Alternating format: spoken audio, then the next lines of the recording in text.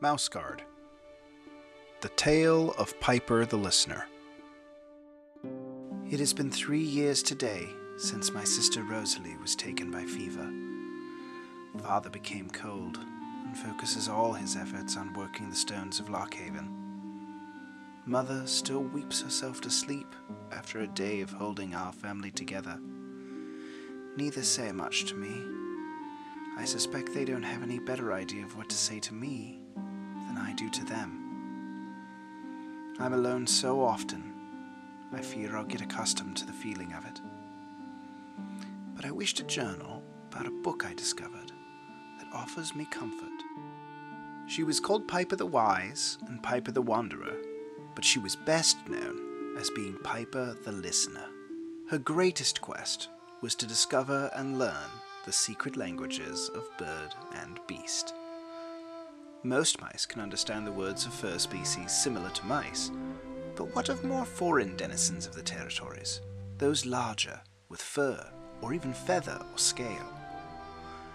Piper ventured out into the wider world of woods and water to listen, wait for patterns, and mimic sounds, even if done so in her different pitch.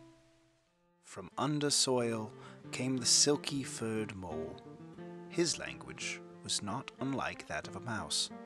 His words were roughly the same, but in a completely different order. In dull, rumbly whispers, the mole gave a litany on the insect stores in his larder, how each one tasted raw, and how the flavors combined, smashing this one into a jelly and spreading it over that one, avoiding the bitter legs or wings on some, while roasting others on hot stones in the sun. Through a rustle of wet whiskers, another beast called out to Piper, but in a tongue so thick with accent, careful focus was needed. With a song of the sea and a freedom of phrase, the otter barked out to the mouse that any fool to only play on land need not waste his time. Not far away in the shallows stood an elegantly feathered pillar chortling a call. Though it took time, patience, and open-mindedness, Piper eventually found the heron's thread of speech. It was mating season, and luring words of love creaked through the heron's bent neck and out through her long beak. These sentiments were not intended for Piper, and so she discreetly turned her attention to other waterfowl. Her feathered vocabulary helped Piper converse with the mallard bobbing at the shore. The mouse was offered transport in exchange for listening to the duck profanely quack complaints about the politics of water birds. Piper then came to the domain of a creature with neither fur nor feather.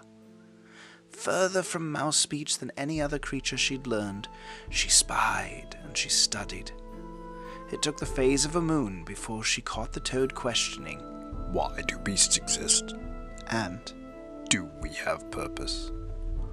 Piper croaked out her desire to join the philosophical questioning, but the toad replied he'd rather not Muddy his thought waters. Under the wet, Piper found a challenge, but no understanding was possible. The mouse could not hear the fish speak in any way through the water, and the fish could not live above on land. Piper even resorted to hand movements and blinks, but no amount of study would ever allow mouse to communicate with fish. Not giving up on learning the language of a scaled creature, she bent her ear in a dangerous direction. She grew to learn the soft sibilant language in hiding places. The snake hissed echoey rhymes of sweet poetry, with a balance and beauty as precious as the moment when the setting sun meets the rising moon in the same sky. Even those who eat mice without hesitation are still interesting creatures with rich culture and history. In the far north, Piper heard the low vibrations of a hoofed mountain king. Not the largest of all beasts, but still a giant to a mouse. The ram's speech took a long time to translate, and even longer to mimic.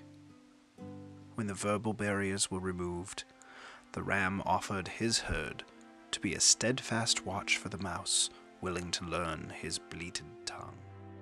Piper concluded, "Because you do not understand a creature, doesn't mean they haven't anything important to say." I am indeed so lonesome. I wish to learn to speak to the beasts of the wider world. Kellenor, Lockhaven, summer 1090. The end.